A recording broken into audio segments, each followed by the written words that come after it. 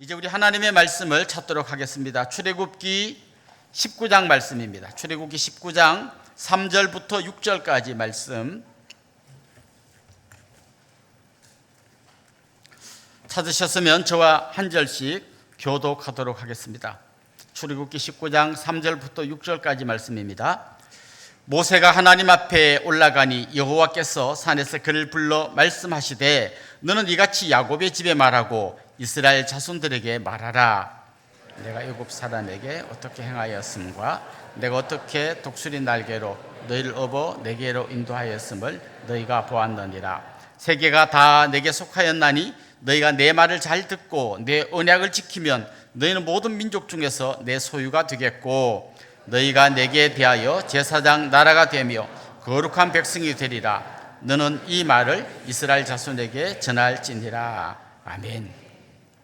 오늘 우리에게 말씀을 전해주실 귀한 목사님이 오셨는데요, 고성재 목사님이십니다. 우리 목사님은 평촌 새순교회를 담임하고 계시고 또 우리 시티2시티의 이사로서 제가 가까이서 굉장히 존경하는 정말 형님 같은 귀한 목사님이십니다.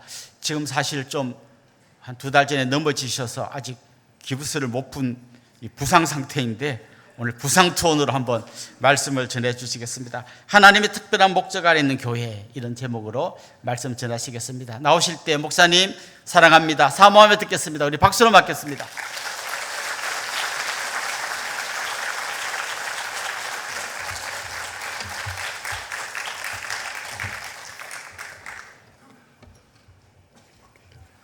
네, 반갑습니다.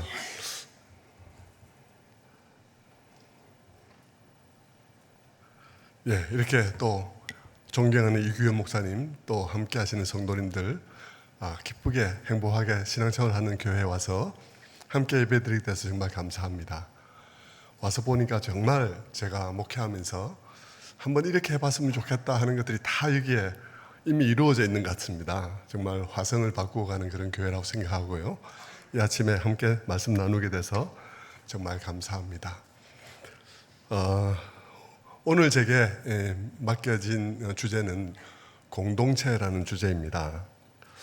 저는 그래서 오늘 이 아침에 공동체가 어떻게 핵심적으로 중요한가, 하나님의 이 구원 계획에 있어서 어떻게 핵심적인 그런 전략의 중심인가 하는 것을 한번 나누어 보고자 합니다.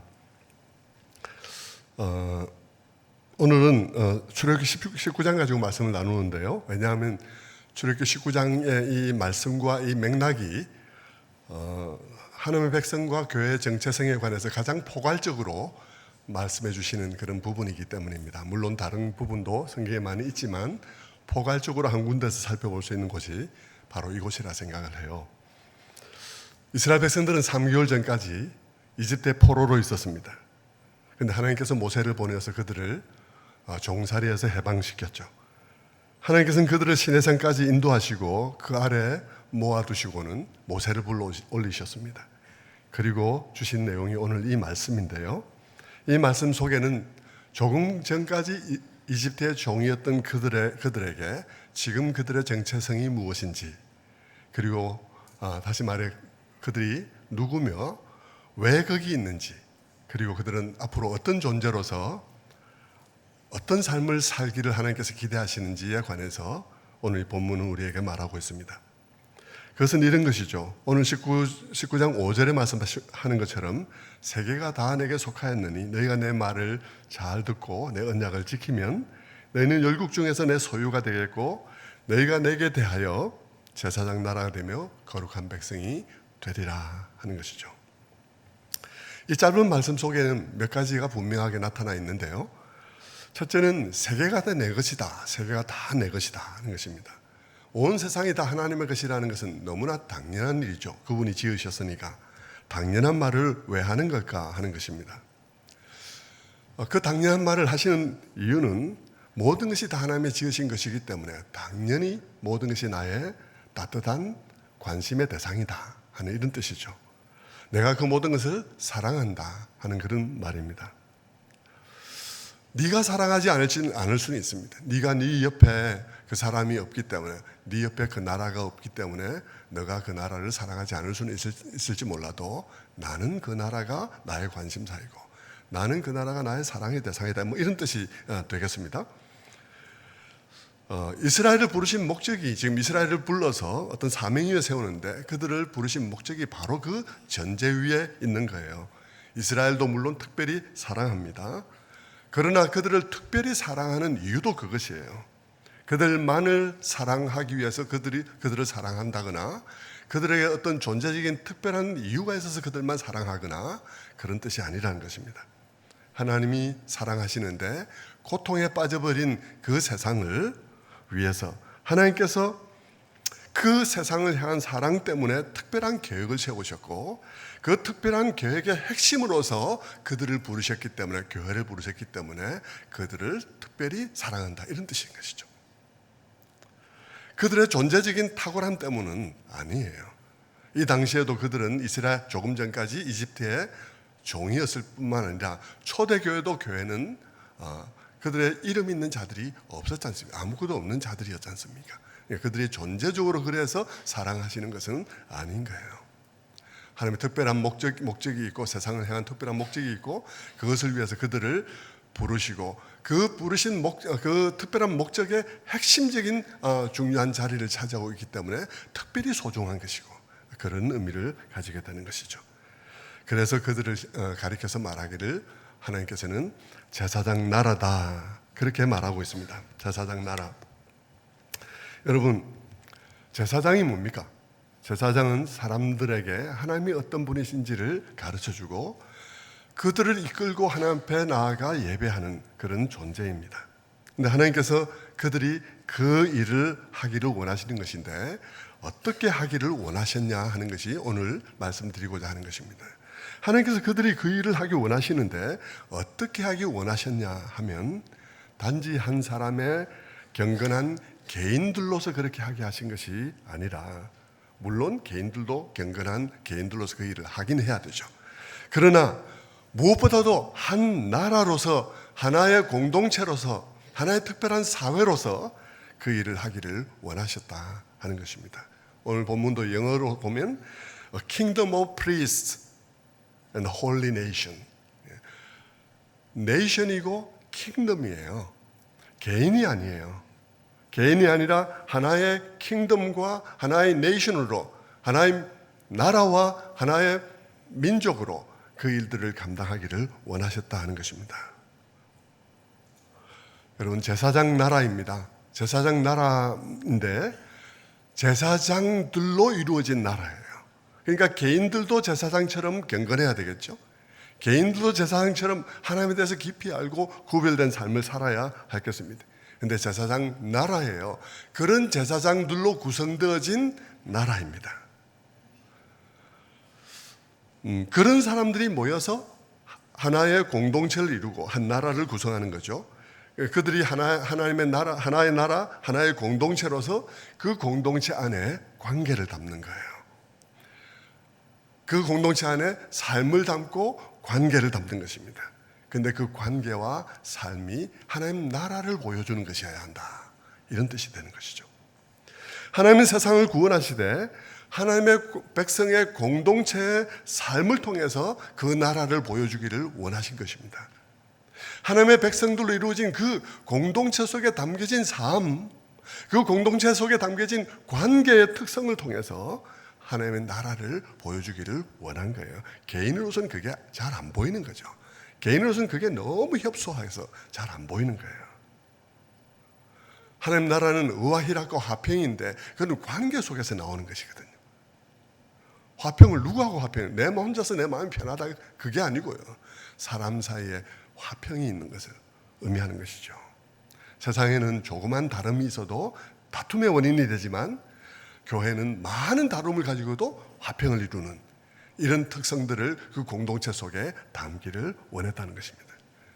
그러니까 공동체, 그 관계 속에, 그 삶 속에 하나님 나라를 담는 것, 그것은 하나님의 구원 전략에 있어서 핵심적으로 중요한 것이라고 말할 수 있는 거예요. 여러분, 공동체를 통해서 하나님 나라를 보여주기를 원하신다는 것은 무슨 뜻이겠습니까? 여러분, 하나님 나라에 대해서 많이 배우셨으리라 생각해요. 하나님 나라의 핵심이 뭡니까? 하나님 나라의 핵심은 나라나 영토나 국민이 아니라 통치라고 배우셨겠죠? 네, 그렇습니다. 하나님 나라라는 것은 하나님의 통치입니다. 하나님 나라가 거기 있다는 것은 무엇을 의미하냐 그러면 거기서는 하나님의 통치가 받아들여지고 있다는 것을 의미하는 것입니다. 거기서는 하나님의 말씀이 존중되어지고 그분의 통치에 복종되어지고, 그래서 거기서는 하나님의 통치의 결과가, 그 사람들이 그 말씀에 복종한 결과가 무엇인지가 드러나는 곳이다, 이런 뜻이 되겠죠. 그러므로 그 공동체가 하나님 나라를 보여준다는 것은 그분의 다스리심을 사람들이 받아들이면 그들의 공동체, 그들의 사회가 어떻게 되는지, 하나님의 말씀에 따라 그분의 통치를 받아들이면 사람들의 관계는 어떻게 되는지, 그리고 거기서 만들어지는 사회, 그 커뮤니티는 어떻게 되는 것인지를 보여주는 것이 바로 교회라는 거예요. 이 갈등하는 세상 속에서 조그마한 차이로, 조그마한 인간관계로 온갖 싸움을 싸우고 있는 이 사회 속에서 교회만 가면 거기는 남다른 관계가 담겨있고 남다른 그런 삶이 담겨 있다는 것을 사람들로 하여금 보여주기를 원한다, 이 말입니다. 세상은 그것을 보여주지 못하지 않습니까? 왜냐하면 그분은 하나님의 통치를 받아들이지 않으니까요. 그러나 교회는 그분의 통치를 받아들이기로 했으니까 거기서는 하나님께서 그것을 보여주기를 원한 거예요.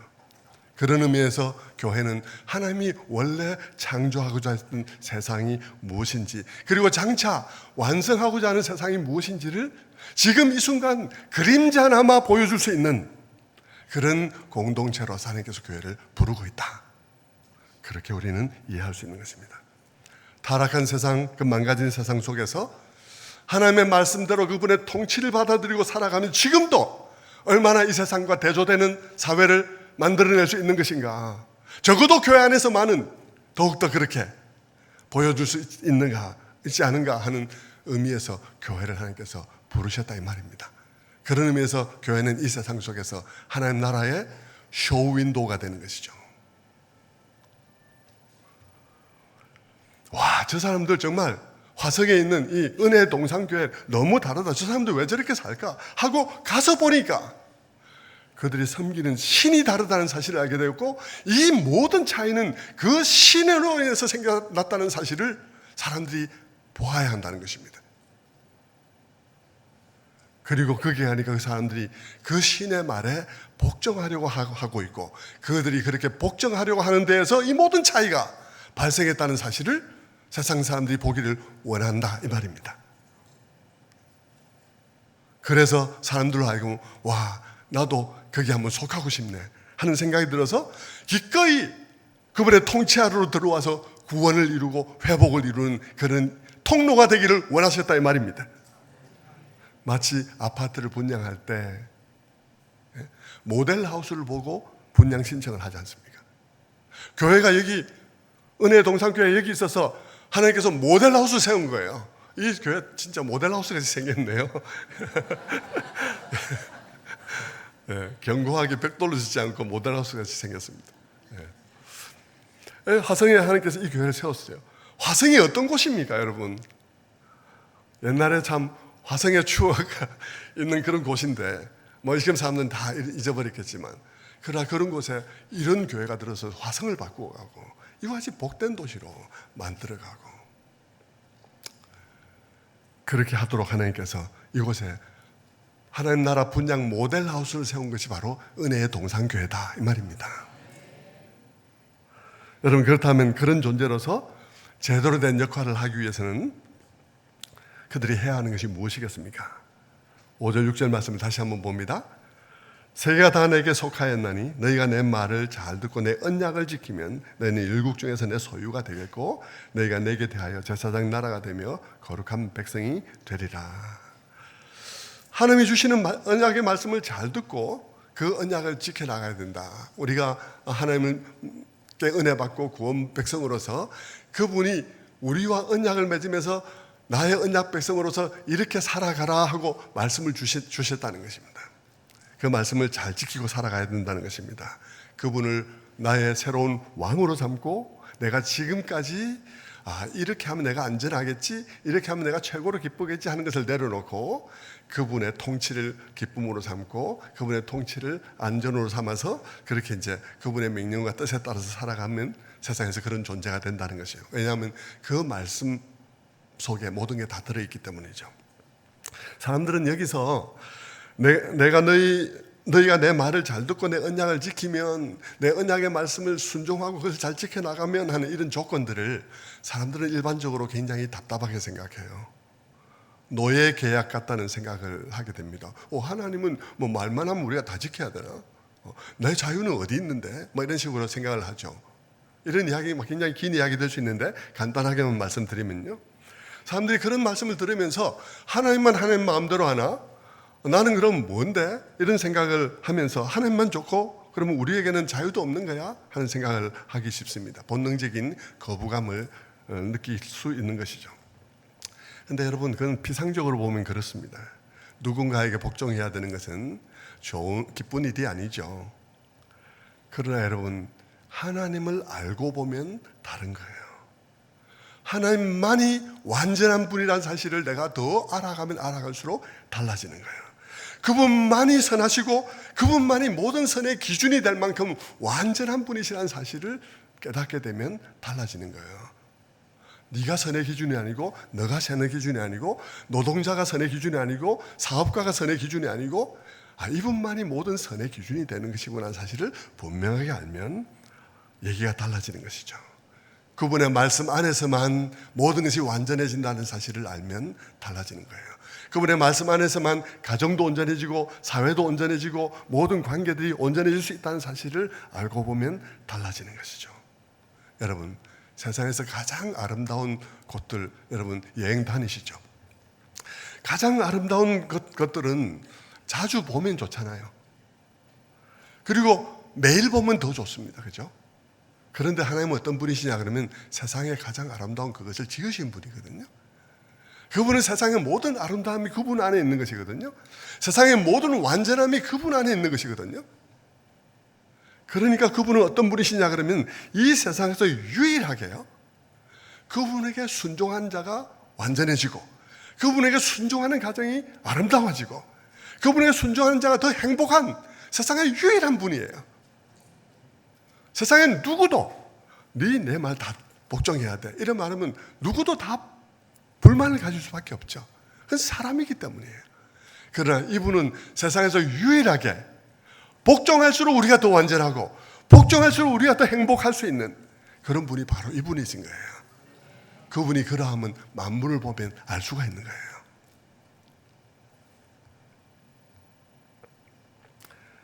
그런데 여러분, 그분의 말씀을 잘 지키면 그들이 이 세상에서 제사장이 되고 그들이 모이면 제사장 나라가 되는 거예요.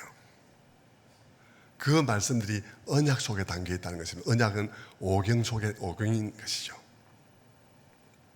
여러분, 그분의 말씀을 잘 지키지 않으면, 그분을 왕으로 삼아 신실하게 뜻을 받드는 삶을 살지 않으면 어떻게 되겠습니까? 교회 모습이 미워지는 거죠. 교회 안의 교회 안의 관계와 삶이 하나님 나라를 반영하지 않는 거예요. 교회 공동체 속에 하나님 나라가 담기지 않습니다. 그러면 어떻게 되겠습니까? 세상 속에서 이름은 하나님 나라의 모델하우스로 부름을 받았지만 실제는 어떻습니까? 실제는 이름만 그렇고 실제는 아닌 존재가 되고 마는 것이죠. 오늘날로 말하자면 이름만 그리스도인이고 이름만 교회이지 세상과 똑같아지는 것입니다. 세상에서 하나님이나 하나님 나라를 보여주는 그런 존재가 되지 못하는 것입니다. 이름뿐인 교회가 된다 이 말입니다. 너희가 내 말을 잘 들으면 제사장 나라가 된다, 그 말인 것이죠. 여러분, 저는 오늘 이 말씀은 이제 좀 이렇게 정리해 가면서 이 말씀에 하나님이 얼마나 진심인지를 좀 몇 가지 성경적인 예를 가지고 말씀드리고자 해요. 공동체 속에 삶이 담겨야 된다. 공동체 속에 하나님 나라를 반영하는 그런 관계가 담겨야 된다. 이것은 얼마나 선지자들이 구약에서 애타게 외쳤던 메시지의 핵심인지 모릅니다. 공동체 속에서 이스라엘 선지자들이 목이 터져라 외쳤던 것은 너희 속에 종교만이고 너희 속에 하나님 나라의 실체가 없다 하는 것이었어요. 그래서 이사야서 1장 13절의 말씀에 헛된 재물을 다시 가져오지 말라. 분양은 내가 가증히 여기는 바요. 월삭과 안식일과 대회로 모이는 것도 그러하니 성회와 더불어 악을 행하는 것을 내가 견디지 못하겠노라. 내 마음이 너희의 월삭과 정한 절기를 싫어하나니 그것이 내게는 무거운 짐이라. 내가 지기에 곤비하니라. 너희가 손을 펼 때에 내가 내 눈을 너희에게서 가리고 너희가 많이 기도할지라도 내가 듣지 아니하리니 이는 너희의 손에 피가 가득합니다. 여러분, 하나님께서 말씀하신 거 보세요. 너희의 절기 안식일 너희 너무 피곤하다. 너희의 제사 너무 내가 지쳤다. 왜 그러냐? 너희가 하나님에게서 손을 펴면서 기도하는데 너 손을 보니까 네 손에 피가 가득하더라 이 말입니다. 예? 너희가 하나님 앞에서 와 손을 들면서 하나님 뭐 사랑합니다 하는데 하나님께서 눈을 가렸다는 거예요. 왜? 네가 손을 드는데 보니까 손바닥에 피가 가득하다 이 말입니다. 무슨 말이겠습니까? 너희의 사회가 얼마나 서로를 물거뜯고 교회 와서만 그럴듯하고 밖에 나가서는 너희가 세상하고 똑같은 방식으로 살아서 내가 볼 땐 너희 손에 피가 가득하다. 너희가 서로 사랑하고 서로 종되고 그렇게 섬기고 한 것이 아니라 너희가 그냥 와서는 종교 예식을 행하니까 너희 손바닥을 보니까 내가 만정이 떨어진다 이 말이거든요. 그러니까 이스라엘 백성들을 향해서 이사야를 통해 주신 말씀은 뭡니까? 종교적인 예식이 다가 아니다. 종교적인 예식은 힘을 얻어서 그런 삶을 살으라는 것이지 종교적인 예식에 그칠 일이 아니다 이런 뜻인 것이죠. 너희 공동체 속에 왜 그게 담기지 않느냐 하는 이런 뜻인 것입니다. 예레미야도 그랬습니다. 예레미야 7장 4절에 너희는 이것이 여호와의 성전이라 여호와의 성전이라 여호와의 성전이라 하는 거짓말을 믿지 말라. 너희가 만일 길과 행위를 참으로 바르게 하여 이웃들 사이에 정의를 행하며 이방인과 고아와 과부를 압제하지 아니하며 너희는 이것이 성전이라 성전이라 성전이라 하는 거짓말을 믿지 마라. 너희가 이것이 성전이라 말하면서 종교 예식을 행하면서 오늘도 너무나 마음이 편하다 이렇게 하는 거 믿지 마라. 너희가 이것을 강도의 구렬로 만들려 하느냐 그러는 거죠.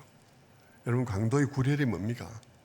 강도의 구렬이 뭐냐 그러면요, 세상에서 강도짓 하던 사람들이 와가지고 마음 편하게 지내는 곳이 강도의 구렬입니다.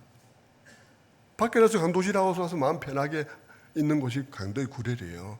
교회가 밖에서는 막 그냥 종교의식 행하기 전에는 밖에서는 마음대로 살고 막 세상 똑같이 같이 살고 교회 와서는 내 제 사함을 받았습니다 하는 이 꼴이 하나님께서 강도가 마음 편하게 지내는 곳과 똑같구나 이런 뜻입니다.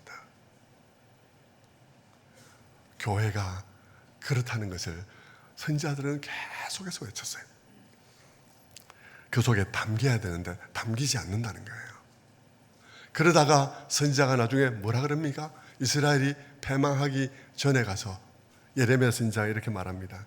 예레미야 18장에 가면요, 토기장이 얘기가 나와요.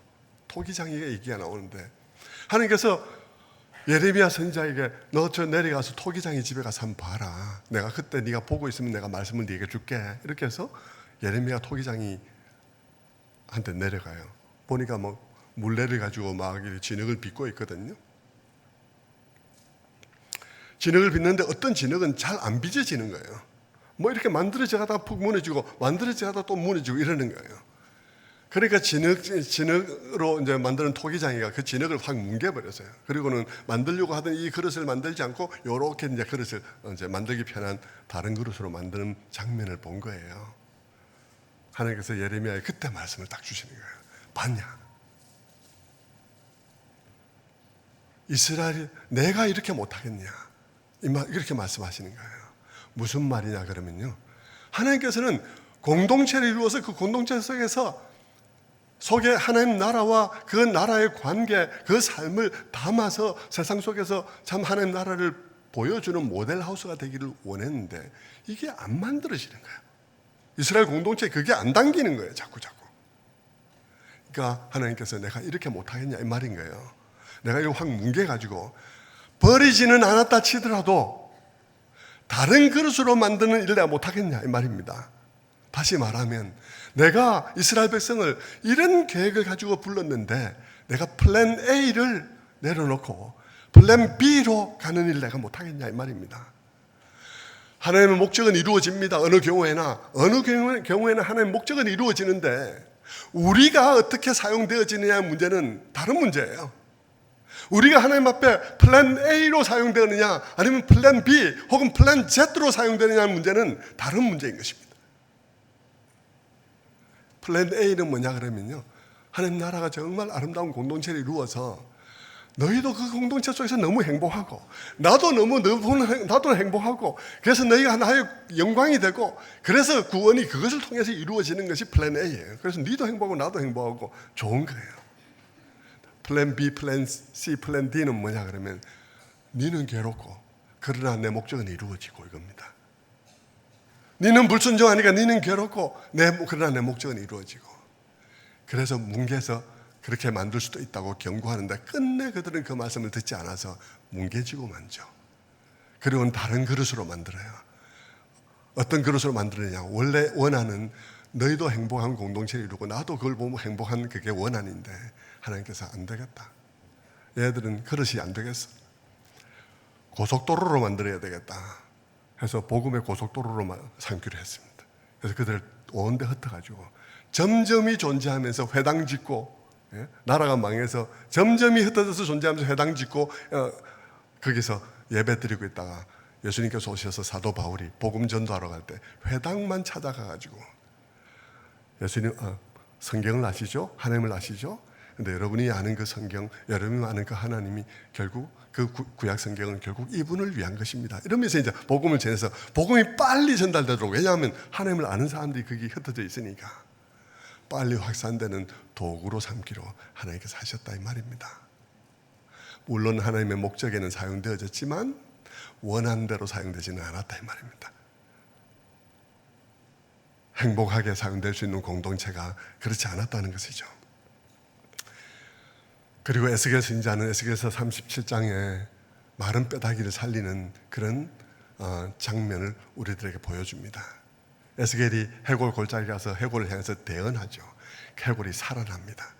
그런데 참 이상하게도 해골이 살아나는데 군대로 살아나요. 살아났다고만 하면 되지 왜 군대로 살아났을까 생각해 봐야 되는 것입니다. 왜 군대로 살아났을까? 군대로 살아난 이유는 싸우기 위한 것입니다. 그럼 그들이 거기서 많이 죽은 것은 전쟁에서 패해서 죽은 것이거든요. 그들은 무슨 싸움을 싸우려고 다시 살아났을까 생각해 봐야 되는 것이죠. 그들은 무슨 싸움에 실패해서 뼈다귀가 됐을까? 이스라엘이 왜 망했나요? 공동체를, 정말 하나님의 모델하우스가 되는 공동체를 이루는데 실패했기 때문에 망했습니다. 근데 하나님께서 장차 이 공동체를 다시 세울 것이라는 신약교회를 바라보면서 다시 일으킬 거라고 말씀하시죠. 왜 일으키겠습니까? 목적이 뭘까요? 무슨 싸움을 싸우라는 것일까요? 그 공동체를 이루어 보라는 것입니다. 그 공동체를 이루어 보라는 거죠. 그 싸움을 싸워 보라는 것입니다. 공동체를 향한 하나님의 꿈은 포기되지 않았어요. 왜냐하면 그것은 세상을 구원하는 하나님의 전략의 핵심이기 때문인 것입니다. 에스겔이 죽고 난 다음에 한참 지난 다음에 진짜 에스겔이 왔어요. 해골같이 된 이스라엘의 역사 속에서 망한 지 수백 년이 된 그런 진토가 된 이스라엘 역사 속에서 오셔서 진짜 에스겔이 말씀을 전합니다. 근데 사람들이 살아나는 거예요. 하나님이 영을 대언합니다. 성령이 오셔서 예수님 때문에 영이 대언을 합니다. 사람들이 살아났어요. 그들이 이룬 게 뭡니까? 교회예요. 첫 번째 교회가 어떤 모습이었습니까?